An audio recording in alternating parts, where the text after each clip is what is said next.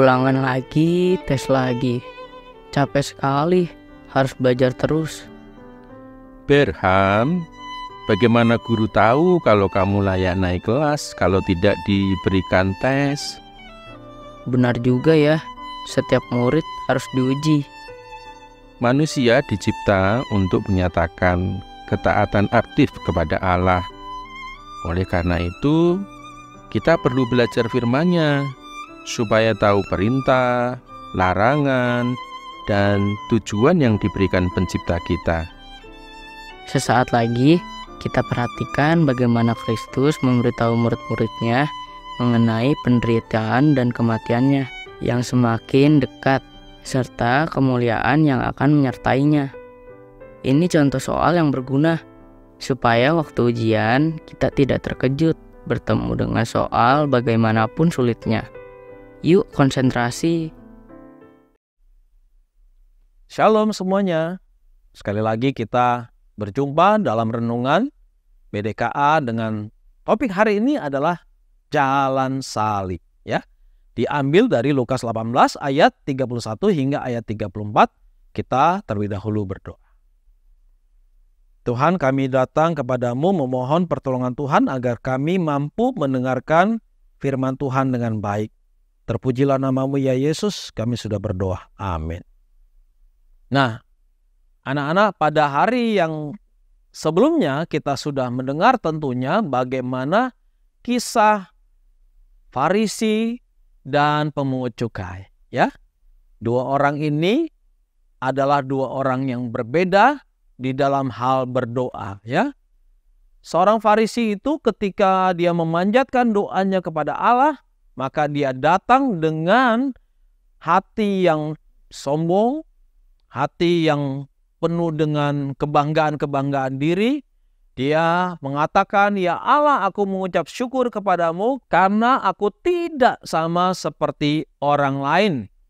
Aku bukan perampok, bukan orang lalim, bukan pejinah, dan bukan juga seperti pemungut cukai itu, Tuhan.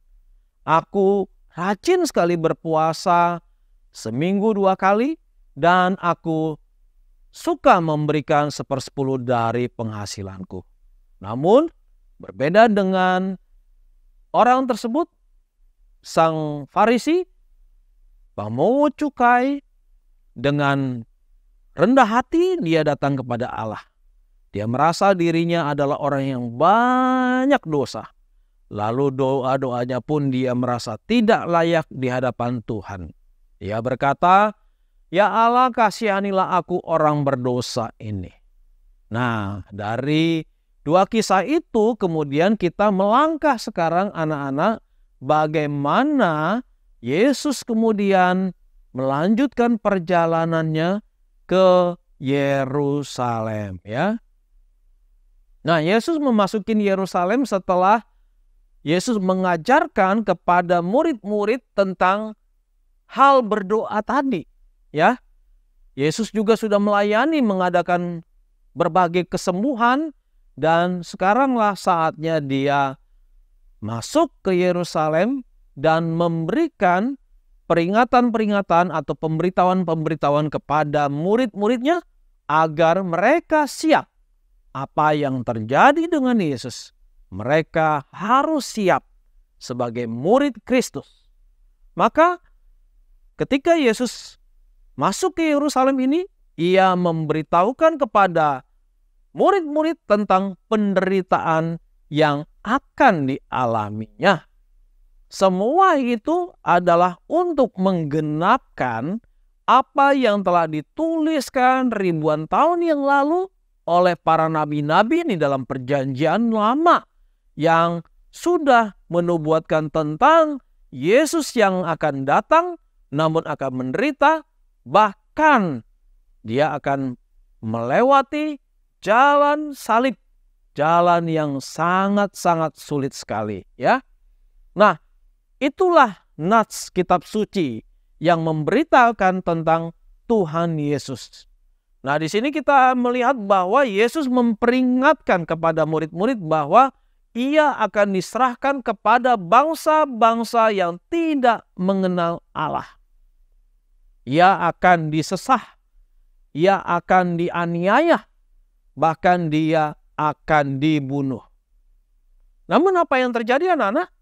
Setelah Yesus mengatakan pemberitahuan-pemberitahuan itu, semua yang dikerjakan oleh Yesus, menyembuhkan orang, ya, mengajar tentang hal berdoa dan berbagai hal yang lain, jadi lupa.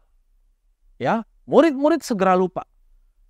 Mereka buyar imannya tentang Yesus. Ketika Yesus sudah memberitahukan bahwa dia akan menderita, dianiaya, bahkan dibunuh, murid-murid tidak siap menerimanya. Ya, mereka hanya siap menerima hal-hal yang baik, hal-hal yang positif yang akan terjadi pada gurunya mereka.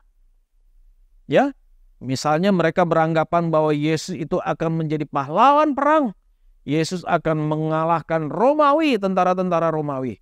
Yesus akan menjadi pahlawan bagi mereka.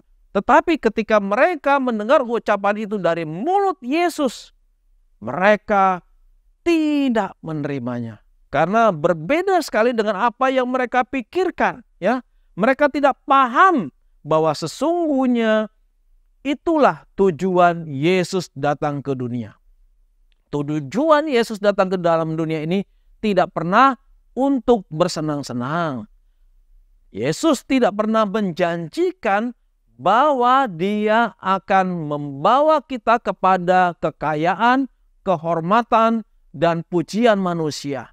Yesus justru mengajarkan kepada murid-muridnya, kepada kita, bahwa dia akan datang dalam keadaan yang susah, menderita, dan kita harus berani untuk sangkal diri, pikul salib ketika mengikuti Tuhan Yesus. Anak-anakku, banyak orang yang mudah mengikut Yesus karena janji-janji yang mudah.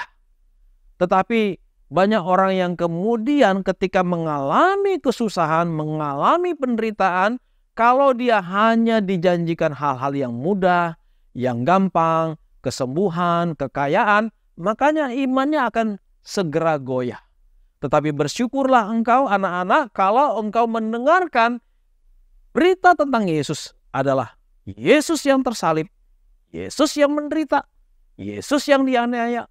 Itu artinya engkau melihat Yesus sebagai Yesus yang sesungguhnya. Itulah tujuan dari Tuhan Yesus. Maka itu mari anak-anak kita beriman kepada Dia. Bukan karena supaya kita senang, selamat, sukses, sehat selalu. Tetapi beriman kepada Dia di dalam keadaan apapun. Kita mau menjadi murid Yesus. Menjadi saksi-saksi bagi Yesus. Ya.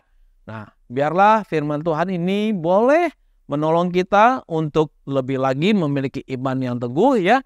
Apapun kesusahan yang kita alami sebagai murid Yesus itu adalah hal yang harus kita terima, kita alami. Jangan kita pernah berkeluh kesah, kemudian kita meninggalkan Tuhan karena kesulitan-kesulitan yang kita alami. Karena sudah banyak bukti-bukti, saksi-saksi di dalam Alkitab. Murid-murid Yesus yang dianiaya, yang dibunuh, yang mati disalibkan terbalik, yang harus dikucilkan, bahkan ada yang dirajam, dilempari batu. Itu semua adalah bagian dari mengikut Tuhan Yesus. Mari kita bersatu di dalam doa. Bapa di surga, terima kasih untuk hari ini. Sekali lagi firman Tuhan mengajar kami bagaimana sebagai murid Tuhan menyangkal diri, memikul salib, karena Yesus sendiri menjalani semua itu. Kami sudah berdoa demi nama Yesus. Amin.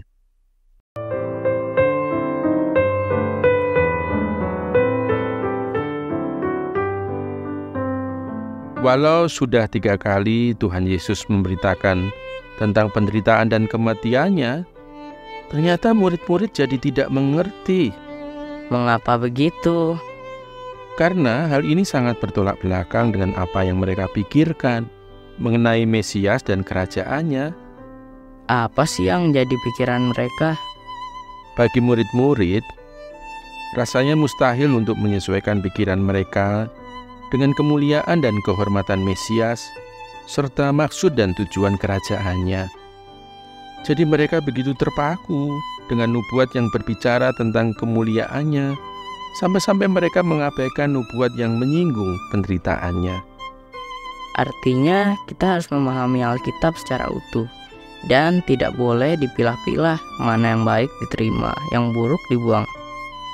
Mari kita lanjutkan terus baca dari Lukas pasal 18 ayat 35 sampai dengan 43. Salam.